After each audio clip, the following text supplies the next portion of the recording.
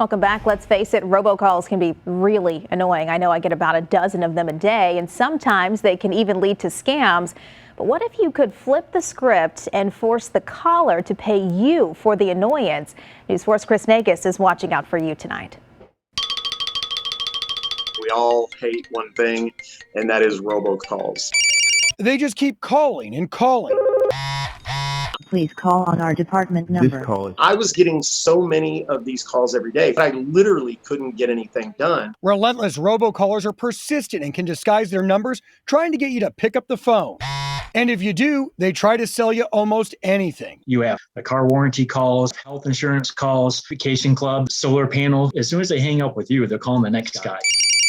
If your phone is always ringing, it might come as a surprise that people have found a way to actually make money by answering these calls. The number one way to make them stop calling is to get them in their pocketbook. Make them pay you a couple $1,000s, and you'd be amazed how quickly you end up on internal do not call lists. Doc Compton is the founder of Robocalls.cash. He sells a kit teaching you how to turn those annoying calls into cash. The process has three main steps: answering the call, gathering information about who the company is, and then sending a demand letter. If they don't want to end up in court, they'll tend to want to negotiate with you and maybe even strike a settlement with you. Because paying a couple thousand to you is a lot easier than facing a huge fine from the federal government.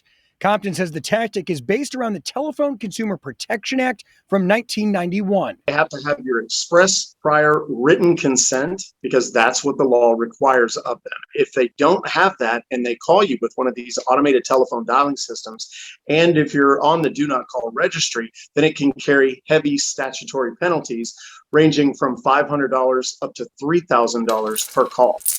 Sounds like good money, but Compton emphasizes it's not a get-rich-quick scheme and can be an intensive process, but it has had success. There are tons of people that they lost their job because of COVID, and the money that they made through settlements was actually enough to keep them afloat until they found another job. Mike Shera says his wife takes the call and he does the legwork. Most of them are eager to settle. Of course, they lowball you, but you just have to master the art of negotiating. The ultimate goal is obviously to make money, but it's to shut these guys down so people can get their phones back. Collectively, as a movement, we've hit the robocall industry for millions and millions and millions of dollars. And until stricter laws are passed, the robocallers are going to do what the robocallers do best: keep calling.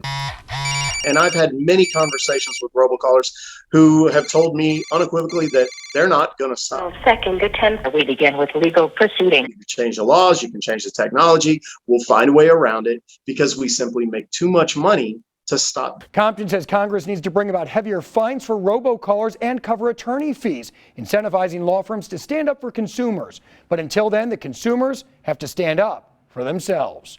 Chris Nagus, News 4.